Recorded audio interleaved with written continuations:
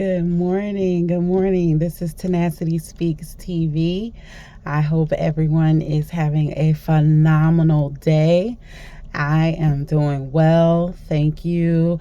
For those new subscribers, welcome to the channel. I'm so happy that you made the decision to join me, and hopefully, I look forward to hearing your stories and sharing ideas and input back and forth. I want this to be a very reciprocal dialogue between you and I. And so, yeah, please leave a comment, like, share, and subscribe to the channel. I think we should just go ahead and jump right in there for today and get started talking about today's story time. And I think the focus that the thing I want to focus on today is faith without works is dead. I want to talk about faith without works being dead. And I want to share that for a very long time, double-digit years, I had all the faith in the world that God was going to do this miraculous thing for me.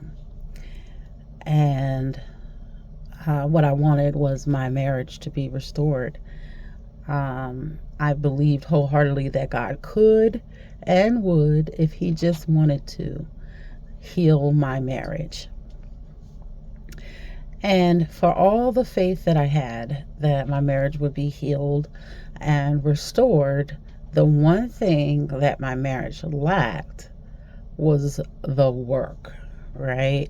Never were my spouse and I at the same time on the same page, willing to do the work. And so having all this faith and belief that God could and would restore my marriage ended up being a lot of effort, a lot of energy, and it was costly, but to no avail because the work wasn't there, right?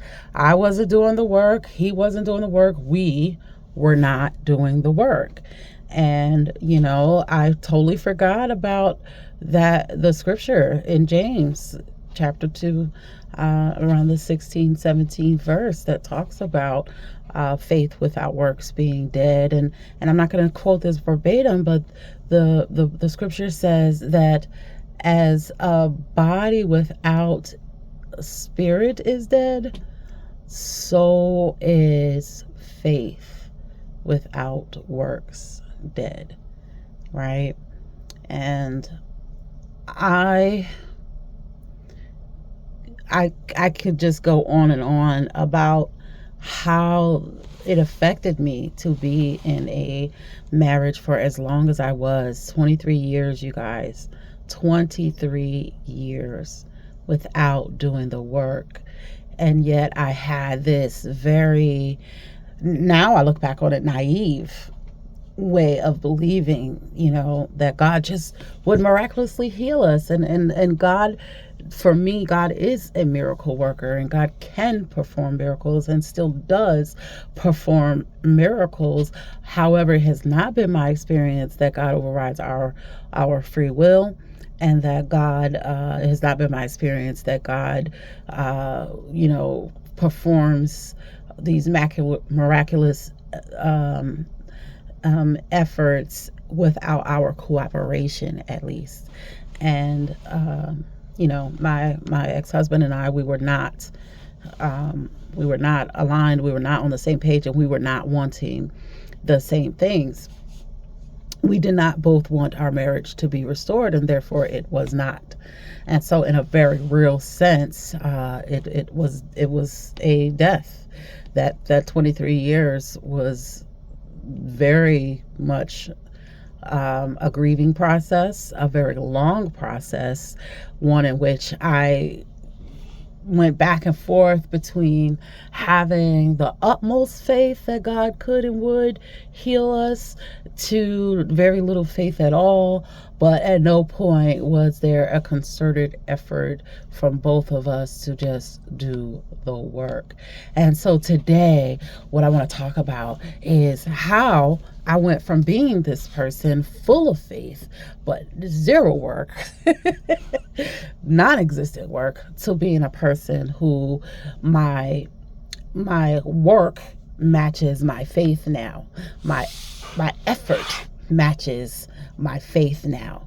And how did that come about, right? For me, it was bitter experience. It was pain. Pain is a motivator for a lot of us. And I'll be transparent and say that pain is a motivator for me. Eventually, it hurt too bad, you guys, to stay the way that I was. Something had to give, something had to change. And since I cannot change another human being, the change had to come from within myself. So what I began to do very slowly, like, I was married 23 years. So, okay, this was like slow as molasses, okay? But very slowly, I started working on me, my inner work, right? Giving more and more of myself over to God, sacrificing my temporary wants for my permanent needs. And that very literally looked like prayer, increasing my prayer life. That looked like studying the Bible. That looked like, getting with other believers, people who had the same belief system as myself, and whose faith was even stronger and more built up than myself, and really allowing myself to be mentored, right? That was so important. Allowing women to mentor me was extremely important. And little by little, I started to heal. The marriage didn't heal, but I did. And as I healed, I began to forgive things that had happened throughout my marriage. I began to let go of hurt. I exchanged resentment and anger for joy and gladness. And today I can say that though I sometimes wish that it hadn't taken 23 years, I do not recommend that anyone stay in a dead situation for 23 years. Like, that's not productive. It's not healthy. And it definitely took a toll on my health. So I definitely don't recommend going that route. But I also don't regret the journey either, right? Because it took exactly what it needed to take for me to become pliable and willing to change, right? One thing that I am currently working on still, even after all these years, is the idea of accepting God's love for me and loving myself enough to choose healthy people in my life. And it doesn't matter whether it's an employer. It doesn't matter if it's a friend, an acquaintance, and I'm definitely not, not just speaking about romance either, but we get to choose today, and I get to choose today, and I get to show up for myself in ways that I never could before. And one of the ways that I show up for myself is choosing healthy people in my life, right? People that mean me well, people that want to see me doing well. And when I find that I am not aligned with someone's life, it doesn't take me so long to recognize that, to have discernment, and to move, right? To move myself, rather than staying in relationship with someone in which we are not aligned, we do not agree, we do not want the same things. Rather than staying in that relationship, I can now make healthy choices, such as remove myself. And I do that in a healthy and a loving way today. I don't have to be motivated by fear. I don't have to be motivated by hurt. I don't have to be motivated by anger.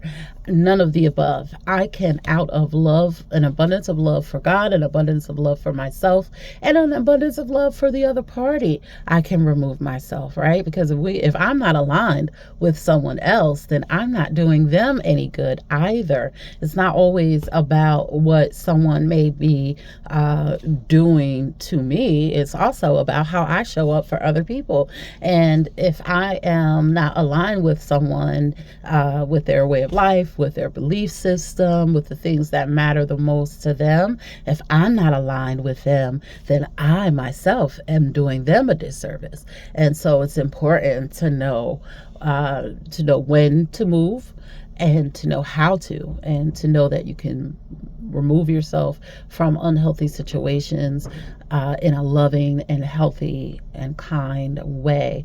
And I extend that love and that grace and that kindness to the other party, just as I want it for myself. And that's how I show up today, loving myself today.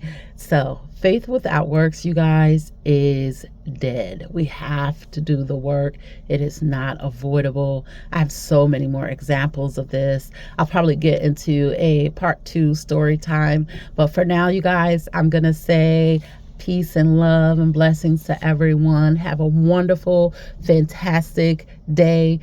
Do remember to be tenacious in all your efforts today, and have a blessed one. Talk to you later.